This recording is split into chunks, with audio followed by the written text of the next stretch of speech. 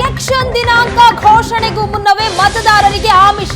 ಚುನಾವಣೆ ಘೋಷಣೆಗೂ ಮುನ್ನವೇ ಕಾಂಗ್ರೆಸ್ನಿಂದ ಸೀರೆ ವಿತರಣೆ ಮಾಡಲಾಗ್ತಾ ಇದೆ. ಸಂಸದ ಡಿಕೆ ಸುರೇಶ್ ಬೆಂಬಲಿಗರಿಂದ ಲಕ್ಷ್ಮೀದೇವಿ ನಗರದಲ್ಲಿ ಸೀರೆಯನ್ನ ಹಂಚಿಕೆ ಮಾಡಿದ್ದಾರೆ. ಉಚಿತ ಸೀರೆಯನ್ನ ಪಡೆಯೋದಕ್ಕೆ ಮಹಿಳೆಯರು ಕ್ಯೂ ನಿಂತಿದ್ದಾರೆ.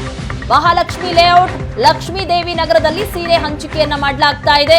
ಸಂಸದ ಡಿಕೆ ಸುರೇಶ್ ಬೆಂಬಲಿಗರಿಂದ ಸೀರೆ ಹಂಚಿ ಮಹಿಳಾ ಮತದಾರರನ್ನ ಸೆಳೆಯೋದಕ್ಕೆ ಡಿಕೆ ಸುರೇಶ್ ಅವರು ಹಾಗಾದ್ರೆ ಮುಂದಾಗಿದ್ದಾರೆ.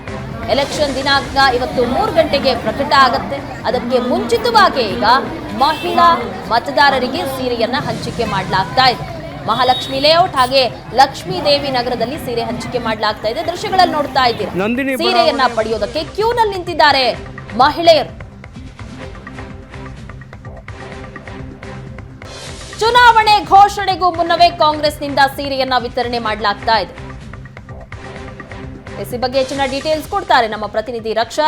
ಚುನಾವಣೆ ಘೋಷಣೆಗೂ ಮುನ್ನವೇ ಕಾಂಗ್ರೆಸ್ನಿಂದ ಸೀರೆ ಹಂಚಿಕೆ ಆಗ್ತಾ ಇದೆ. ಇದೇನ್ ಡಿಕೆ ಸುರೇಶ್ ಅವರು ಮಹಿಳಾ ಮತದಾರರನ್ನ ಸೆಳೆಯೋದಕ್ಕೆ ತಂತ್ರನ ಇದು? ಪ್ರಗತಿ, ಯೂಶಲಿ ನಾವು ಚುನಾವಣೆ ಶುರು ಆದ ಮೇಲೆ ಚುನಾವಣೆಯ ಆಸುಪಾಸಿನಲ್ಲಿ ಈ ರೀತಿಯ ಪ್ರಕ್ರಿಯೆಗಳನ್ನ ನೋಡ್ತಾ ಇದ್ವಿ. ಇನ್ನು ಚುನಾವಣೆ ದಿನಾಂಕ ಘೋಷಣೆ ಆಗ್ಬೇಕಿದೆ. ಈಗಾಗ್ಲೇ ಸೀರೆ ಮೂಲಕ ಚುನಾವಣಾ ಪ್ರಚಾರವನ್ನ ಶುರು ಮಾಡ್ಬಿಟ್ಟಿದಾರ ಅನ್ನುವಂತಹ ಅನುಮಾನ ಕಾಣ್ತಾ ಇದೆ. ಯಾಕಂತಂದ್ರೆ ಈಗ ಯಾವುದೇ ಅಕೇಶನ್ಗಳಿಲ್ಲ. ಸಾಮಾನ್ಯವಾಗಿ ರಾಜಕಾರಣಿಗಳು ಯಾವ್ದಾದ್ರು ಹಬ್ಬ ಹರಿದಿನಗಳಿದ್ದಾಗ, ಹೊಸ ವರ್ಷ ಇದ್ದಾಗ ಇಂಥ ಟೈಮ್ ನಲ್ಲಿ ತಮ್ಮ ಮತದಾರರನ್ನ ಓಲೈಸ್ಕೊಳ್ಳಿಕ್ಕೆ ಸೀರೆಯನ್ನ ಕೊಡ್ತಾರೆ. ಆದ್ರೆ ಈಗ ಯಾವುದೇ ಅಕೇಶನ್ಸ್ ಇಲ್ಲ, ಗೌರಿ ಹಬ್ಬ ಇಲ್ಲ, ಯುಗಾದಿ ಹಬ್ಬ ಇಲ್ಲ, ಹಾಗಿದ್ರು ಕೂಡ ಸೀರೆ ಕೊಡ್ತಿದ್ದಾರೆ ಅಂದ್ರೆ ಇದು ಪರ್ಪಸ್ಲಿ ಚುನಾವಣೆಯ ಒಂದು ಇಂಟೆನ್ಷನ್ ಇಟ್ಕೊಂಡೇ ಕೊಡ್ತಿದ್ದಾರೆ ಅಂತ ಅನ್ಸುತ್ತೆ. ಈ ಒಂದು ಕ್ಷೇತ್ರವನ್ನ ನಾವು ನೋಡಿದಾಗ ಇದು ಲೋಕಸಭಾ ಕ್ಷೇತ್ರ ಬೆಂಗಳೂರು ಗ್ರಾಮಾಂತರಕ್ಕೆ ಸೇರುತ್ತೆ. RR ನಗರದ ಲಕ್ಷ್ಮೀದೇವಿ ಮಹಾಲಕ್ಷ್ಮಿ ಲೇಔಟ್ನ ಲಕ್ಷ್ಮೀದೇವಿ ನಗರದಲ್ಲಿ ಈ ಸೀರೆ ಹಂಚಿಕೆ ನಡೀತಾ ಇದೆ. ಸೀರೆ ಅಂದ್ರೆ ಕೇಳ್ಬೇಕಾ, ನಮ್ಮ ಹೆಣ್ಮಕ್ಳು ಬಹಳ ಖುಷಿಯಿಂದ ಸಾಲುಗಟ್ಟಿ ಬಿಸಿಲಲ್ಲಿ ನಿಂತು ಸೀರೆಗಳನ್ನ ಇಸ್ಕೊಂತಾ ಇದ್ದಾರೆ. ಸೊ ನಾವು ನೋಡ್ಬೋದು, ವಿಧಾನ ಸಭೆಗೆ ಎಲೆಕ್ಷನ್ ನಡೆದಾಗ್ಲೂ ಕೂಡ ಕುಕ್ಕರ್, ಸೀರೆ, ಫ್ಯಾನ್, ಐರನ್ ಬಾಕ್ಸ್ ಈ ರೀತಿ ಸಾಕಷ್ಟು ಉಡುಗೊರೆಗಳನ್ನ ಕೊಡೋದ್ರ ಮೂಲಕ ಮತದಾರರನ್ನು ಸೆಳೆಯುವಂತ ಪ್ರಯತ್ನವನ್ನ ಯಾರೆಲ್ಲ ಅಭ್ಯರ್ಥಿಗಳಿದ್ರು ಅವರು ಕೂಡ ಮಾಡಿದ್ರು. ಸೊ ಅದೇ ರೀತಿಯಾದಂತಹ ಒಂದು ಪ್ರಕ್ರಿಯೆ ಇದೀಗ ಶುರುವಾಗಿದೆ ಅಂತಕ್ಕಂಥದ್ದು.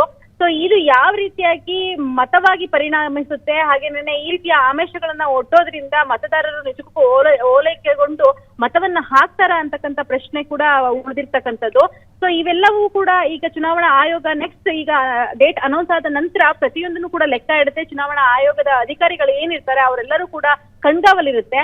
ಅದಕ್ಕೂ ಮುನ್ನ ಸಾಧ್ಯವಾದಷ್ಟು ನಾವು ಈ ಒಂದು ಸಮಯವನ್ನ ಉಪಯೋಗಿಸ್ಕೊಳ್ಬೇಕು ಅನ್ನೋ ನಿಟ್ಟಿನಲ್ಲೋ ಏನೋ ಗೊತ್ತಿಲ್ಲ, ಈಗಾಗಲೇ ಸೀರೆ ಹಂಚಿಕೆ ಶುರುವಾಗಿರ್ತಕ್ಕಂಥದ್ದು. ಅದನ್ನು ಕೂಡ ಸಾಲುಗಟ್ಟಿ ನಿಂತು ಮಹಿಳೆಯರು ತಗೊಂತಾ ಇರ್ತಕ್ಕಂಥ ದೃಶ್ಯವನ್ನ ನಾವು ನೋಡಬಹುದಾಗಿರ್ತಕ್ಕಂಥದ್ದು. ಪ್ರಗತಿ, ಥ್ಯಾಂಕ್ ಯು ರಕ್ಷಾ ನಿಮ್ಮೆಲ್ಲ ಡೀಟೇಲ್ಸ್ ಗಾಗಿ.